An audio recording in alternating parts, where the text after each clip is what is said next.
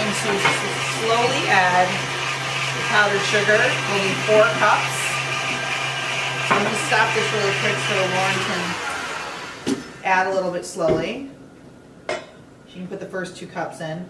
And then when you restart this, be careful because since it's so powdery, it tends to get everywhere. We're going to do the one first. So you want to kind of go slow.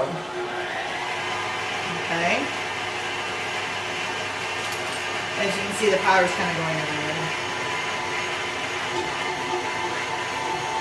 Okay, I'll slow it down a bit. Okay.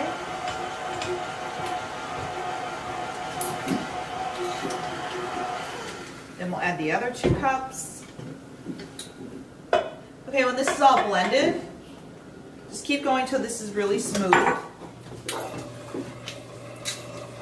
Slowly work up to a higher speed.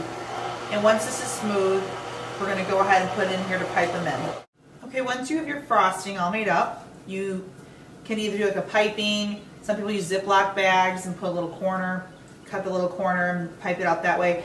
I have these little things actually from Betty Crocker, and we fill them up with the little tips on it.